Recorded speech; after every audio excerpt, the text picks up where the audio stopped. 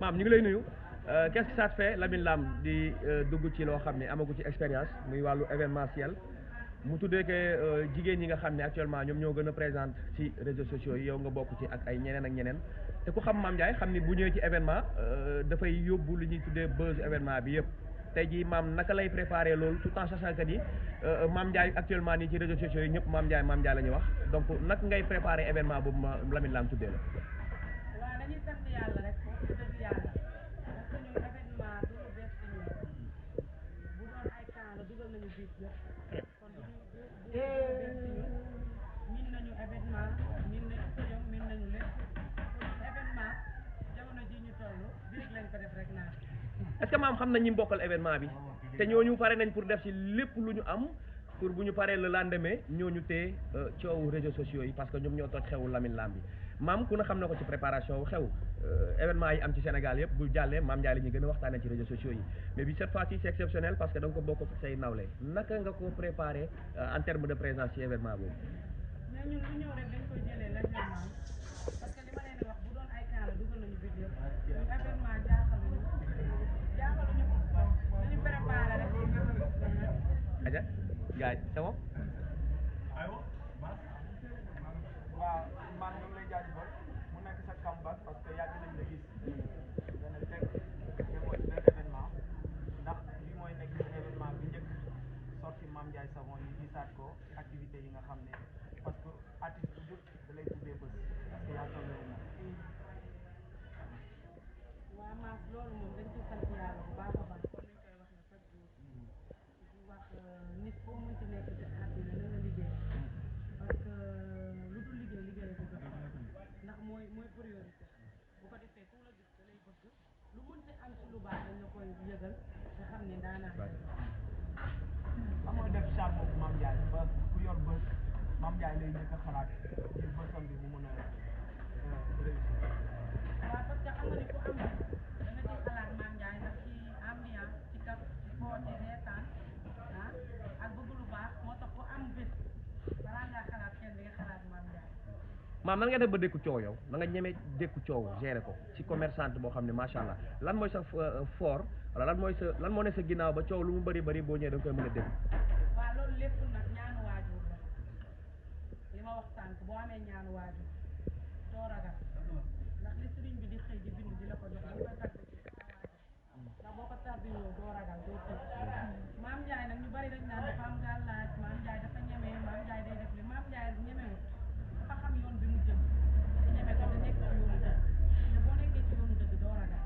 man loolu moo tax man am fit lu ñëw mu dégg Papa yi maam lan mooy sa fort ci côté social ba loo ci def doo bëgg mu feeñ muy ci armée yi muy ci jumaa yi muy ci jàkka yi nga xam ne mu ngi nekk ci travaux pourquoi yooyu doo bëgg gars yi di ko wax gars yi di ko fësal guy gi loolu dama koy denc ndax bu ko raw yombal xiyaam yàlla dimbali ma ci ràmmu ma defal ma samay jéggal ma samay bàkkaar ci tooñ ba ma waral doo bëgg di fësal yenn baax-baax yi ngay def parce que barki Demba Ndiaye am na ku toog waxal ko ci gémmiñam nekk yaa ko sax dimbale mu fay ay location kër te ba léegi ngaa ngool génn wax ko moo waral da ngay suturaal ñenn ñi nga xam ne yaa ngi leen di dimbale ci jëf yu baax yi ngay def waaw loolu yëpp nag xam nga lan moo ko waral boo jaaree ci lu nekk yàgg a sonn boo gisee ku public da nga koy war a dimbale ba yàlla rek a tax parce que nit ñi dañoo foog ni comme Mame Ndiaye Savon dafa nekk ci réew mi li mu naan terme bi mu naan aw maa jéem na ko ñu jàpp ni loolu dëgg la moonte li ma leen nëbb ak a bari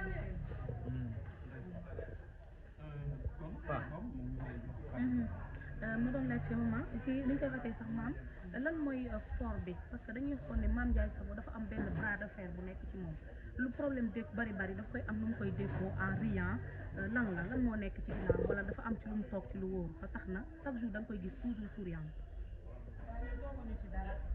li ma leen di wax chaque jour boo ci nekkee defoo lu naqari yàlla nga nekk ci voie normale doo ci te man amul kenn ku mën a taxaw ni Mame Ndiaye maa ngi ci ginnaaw Mame Ndiaye maay dëgëru waaye ay waajuram parce que réew mi boo fi nekkee su ñu téewee ci dara dañ lay tënk Mame Ndiaye kenn tënk li may wax sax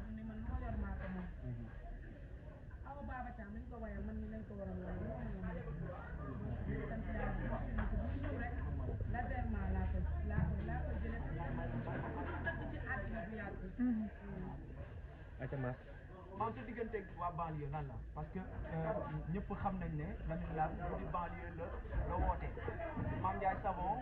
ba léegi mu ngi ci banlieue ba muy débuté ci banlieue bi la nekkoon ubbi na boutique Ouest Foire sax waaye lu mu koy fréquenté bëriwul banlieue bi lay des fii lay laay léeg-léeg lépp sa digganteeg waa banlieue lan la ba tax saa su ne loo munti def banlieue zaar yi nga koy bokkal. Wolof Njaay nee na wàcc sa ànd boo dem fekk waaw waaw. ndax mënumaa juddoo ci banlieue yaroo ci banlieue màggee ci banlieue yàlla teral ma ci banlieue may dem di wan ginnaaw ci banlieue loolu boo ko gis muy def du am carrière bu baax man dem bu wax gi mu dëkk déedéet. man banlieue laa bëgg man am naa fu ma mën a dëkkee feneen am naa fu ma mën a jëndee foofu feneen mais bëgguma ko banlieue laa bëgg fi laa dëkk fi laa yaroo fi laa juddoo fi laa màggee kon lu may wuti feneen lu banlieue yaa sa dëkk tëgg kon guddi Lamine Lam bi li nga ko nar a def daanaka dina nar a rëy sa bésu bopp nga ko nar a def guddi banlieue la Lamine Lam woote.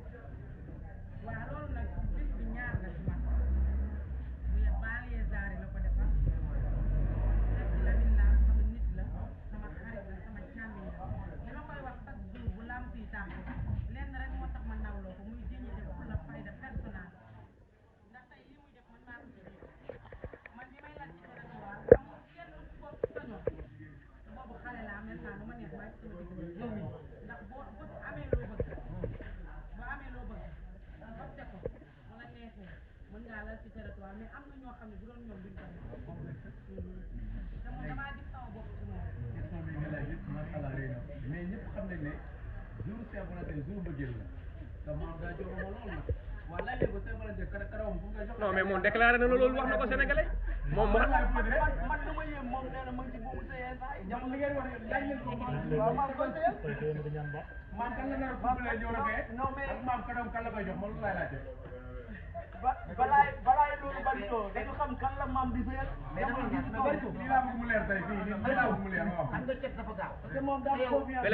wele moom daa gën a bëri bañ taxaw foofu bañ taxaw foofu waaw jëm waaw Barito xale waaw dama ne xam nga cet dafa gaaw te yow Barito dafa mel ne nga lekk suñu laaj gars yi ñu ngi wax mais maa ngi xaaj sama jën mais maam nit ñi xam nga ñuy xaar yow koy ànd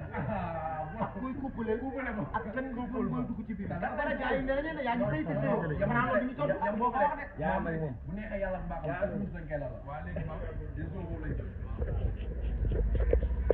yaa nag moom wee yaa nag moom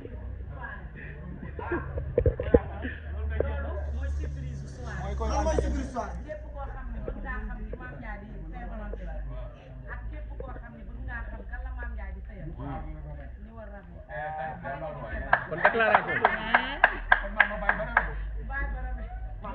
per ànd ak man ba tey mën naa nekk waaye def ci bot per bon per c'est bon c'est bon aja merci maam